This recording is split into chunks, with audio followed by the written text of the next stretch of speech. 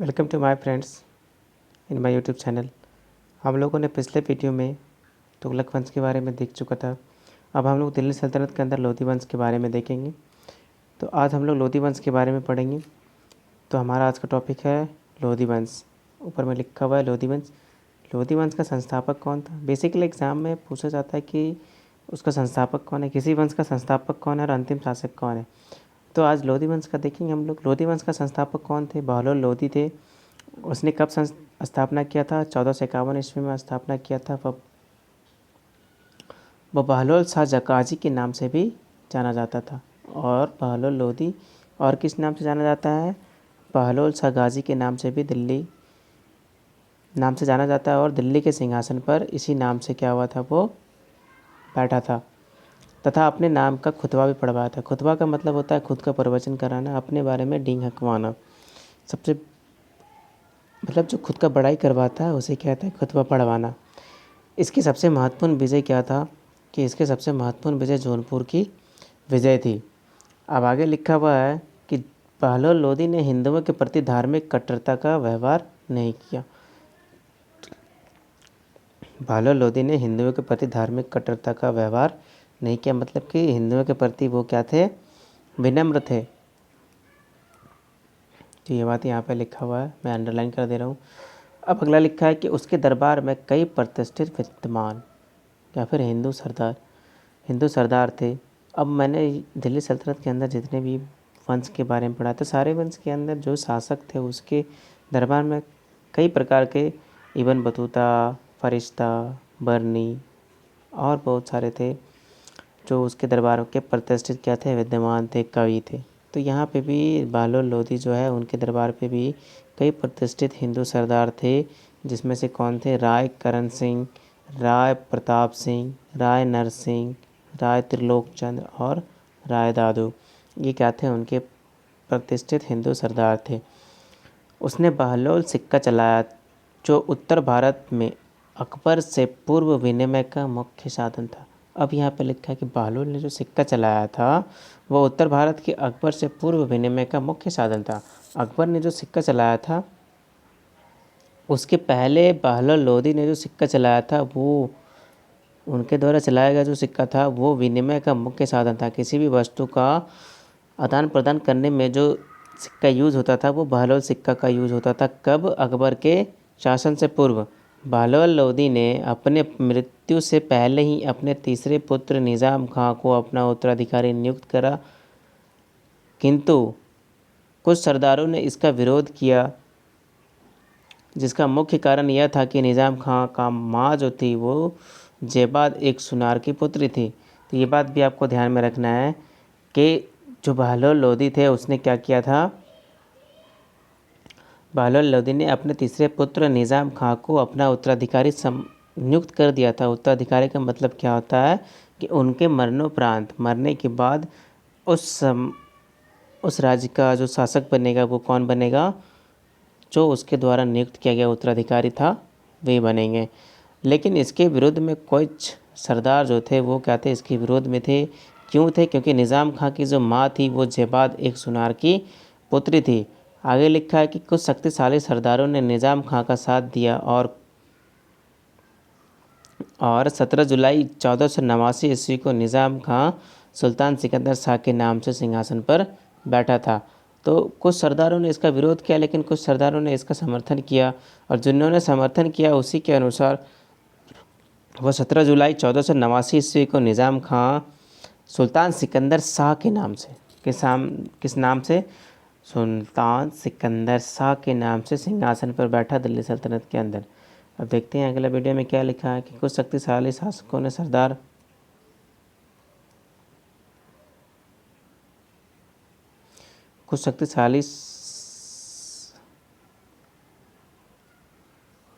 कुछ शक्तिशाली कहाँ चला गया? ये पेन सेलेक्ट क्यों नहीं हो रहा है? ओके माय डियर, अब पेन सेलेक्ट हो जाएगा। ये देखिए, कुछ शक्तिशाली सरदारों ने निज़ाम खां का साथ दिया और 17 जुलाई 1489 ईस्वी को निज़ाम खां सुल्तान सिकंदर शाह के नाम से सिंहासन पर बैठा।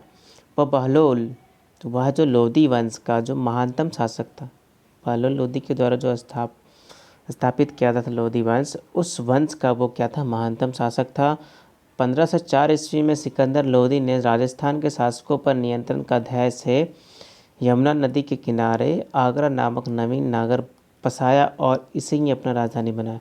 अब यहाँ पे बात लिखा है कि निज़ाम खां जो सिकंदर शाह के नाम से दिल्ली सल्तनत के अंदर सिंहासन पर बैठा था, वो राजस्थान के जो शासकों को हरा करके या फिर उस पर नियंत्रण करके उसने क्या किया था, यमुना नदी के किनारे एक आगरा नगर का नवीन मतलब होता है नया नगर, आगरा का निर्माण किया और उसी को ही अपना राजधानी बनाया था।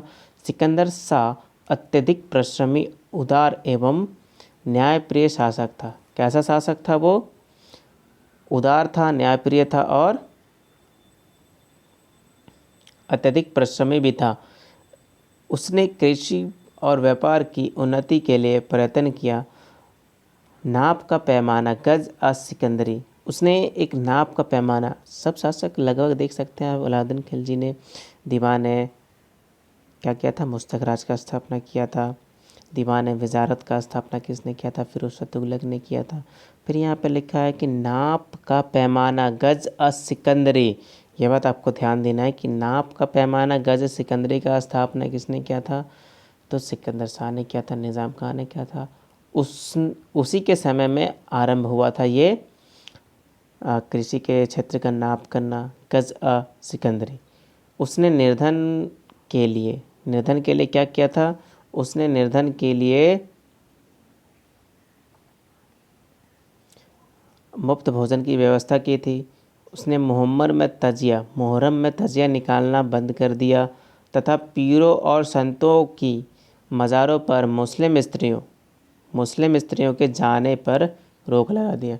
अब देखते होंगे कि आप लोग क्या बोलते हैं, रमज़ान के टाइम में तजिया वगैरह निकलता है मुसलमान के द्वारा, तो तजिया निकालना बंद कर दिया था किसने?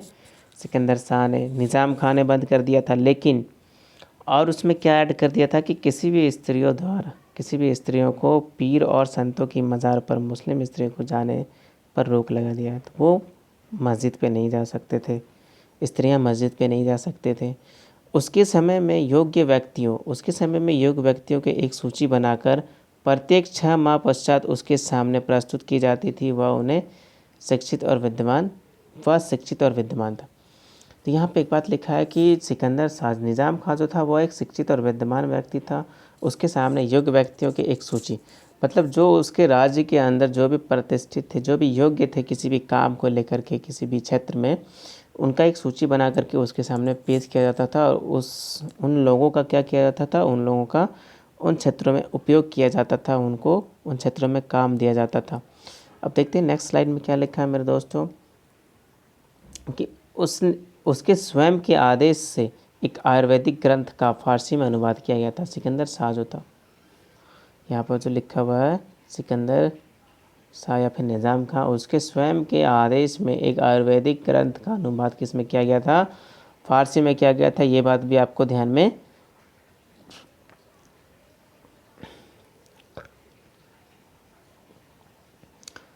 रखना है।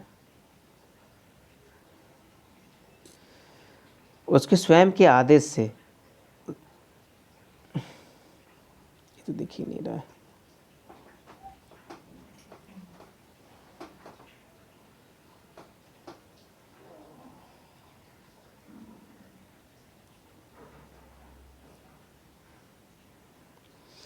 उसके स्वयं के आदेश से एक आयुर्वेदिक ग्रंथ का फारसी में अनुवाद किया गया, जिसका फरहंगे सिकंदरी, जिसका नाम क्या रखा गया? फरहंगे सिकंदरी रखा गया।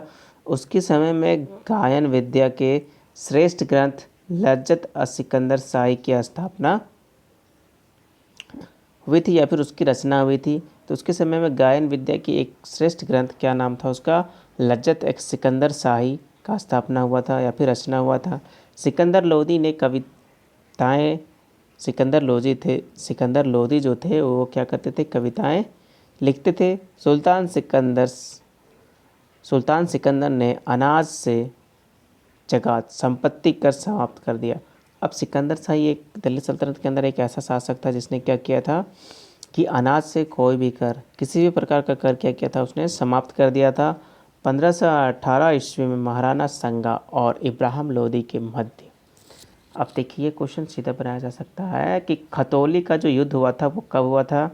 1558 ईस्वी में। किन के बीच हुआ था? महाराणा संगा और इब्राहिम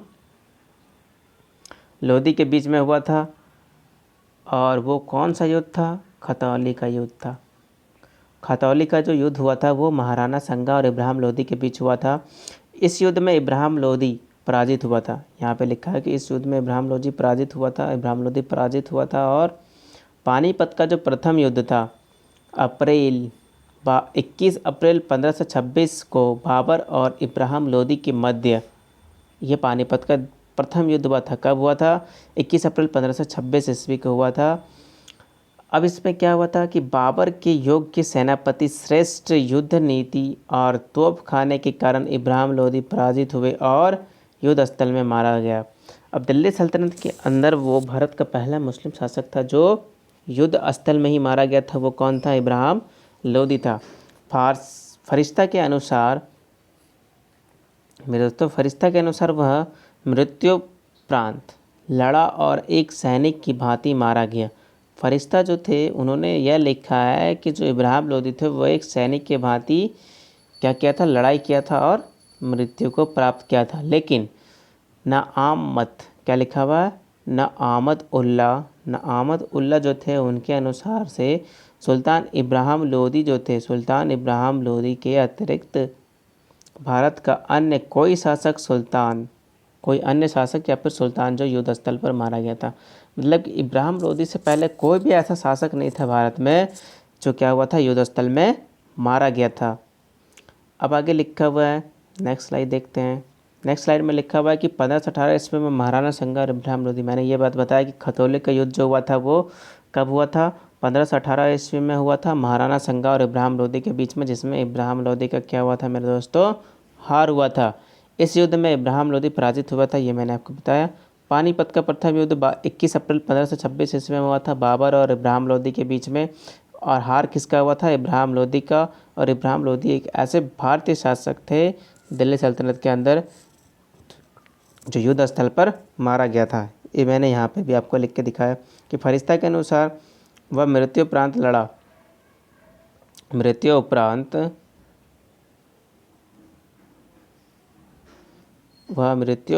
लड़ा और एक सैनिक के भांति मारा गया।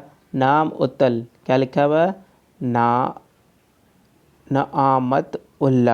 नामत उल्ला के अनुसार सुल्तान इब्राहिम के अतिरिक्त भारत का अन्य कोई शासक या फिर अन्य कोई सुल्तान युद्ध स्थल पर मारा नहीं गया था।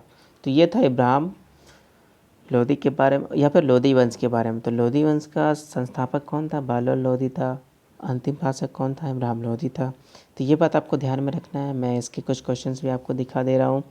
तो इसमें सबसे पहला क्वेश्चन क्या है कि निम्नलिखित सल्तनत शासकों में से कौन अफगान मूल के थे? तो कौन अफगान मूल के थे मेरे दोस्तों? तो अफगान मूल के थे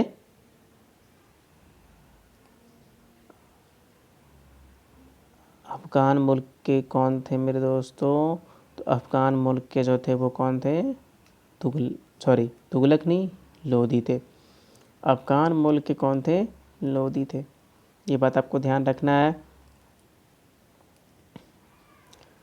अब लिखा है यहाँ पे दिल्ली सल्तनत, दिल्ली की राजगद्दी पर अफगान शासकों के शासक का निम्नलिखित में से कौन सा एक सही क्रम है? अब अफगान शासक जो थे उनके सही क्रम क्या था? तो सबसे पहले अफगान शासक कौन था? बहलोल लोदी था। तो बहलोल लोदी पे आपको जाना है। तो बहलोल लोदी, ए बी तो ऐसे कैंसिल हो जा रहा है। तो बहलोल लोदी दो ऑप्शन है। अब उस पर देखना है कि बहलोल लोदी का पुत्र जो था निज़ाम खां, वो सिकंदर शाह के नाम से प्रचलित हुआ। तो उसके बाद कौन बना था? सिकंदर शाह। तो इस हिसाब से कौन सा सही होगा?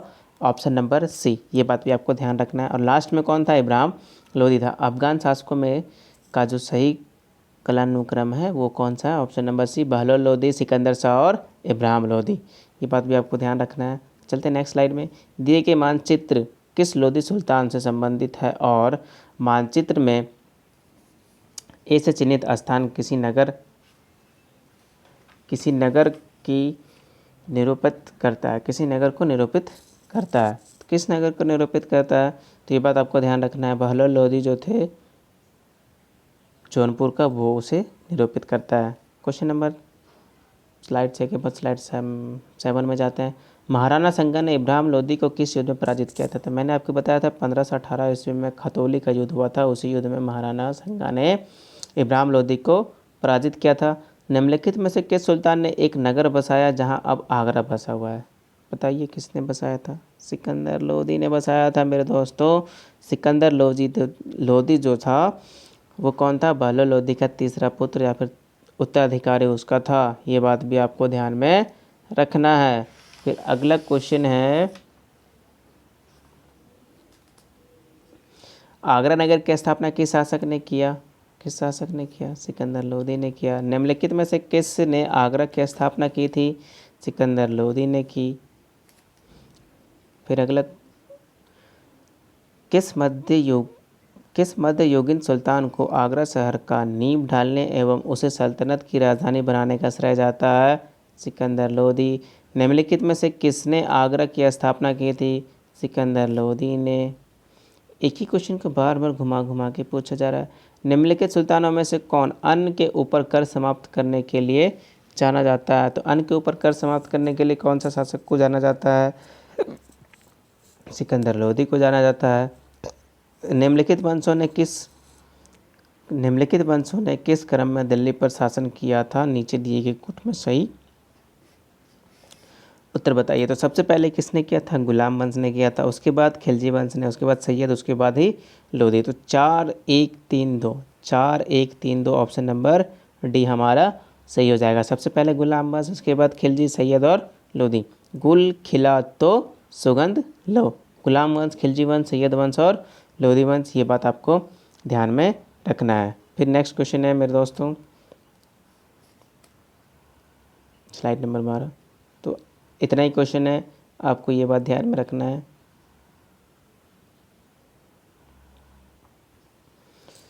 तो ऐसे करके हम लोग लोधी वंश, दिल्ली सल्तनत के अंदर लोधी वंश तक हम लोगों ने ख़त्म कर दिया। अब देखेंगे विजयनगर साम्राज्य के बारे में। अगला टॉपिक हमारा रहेगा क्या? विजयनगर साम्राज्य। तो मेरे दोस्तों मिलते हैं नेक्स्ट वीडियो में आप लोगों से।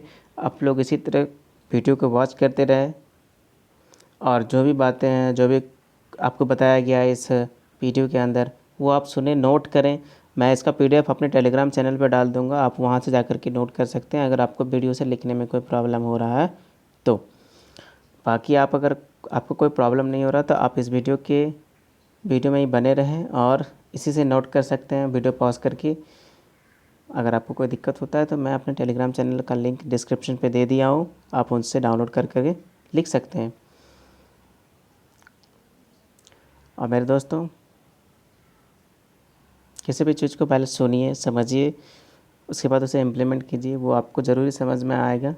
सबसे बड़ी बात होता है कि अगर आप श्रोता नहीं बन सकते हैं तो आप वक्ता भी नहीं बन सकते हैं। पहले तो आपको सबसे पहले श्रोता बनना पड़ेगा, उसके बाद ही आप वक्ता बन सकते हैं। किसी भी चीज़ को पहले सुनिए, उसके बाद उसे बोलने का प्रैक्टिस कीजिए। तो आप पहले सुनने का कोशिश करें, उसे लिखने का कोशिश करें और वीडियो को वॉच करते रहें। लाइक कीजिए, चैनल को सब्सक्राइब कीजिए और अपने दोस्तों के साथ भी शेयर कीजिए अगर आपको लग रहा है कि वीडियो यूज़फुल है। तो दोस्तों मिलते हैं फिर आपसे नेक्स्ट वीडियो में। आज के लिए इतना ही, धन्यवाद।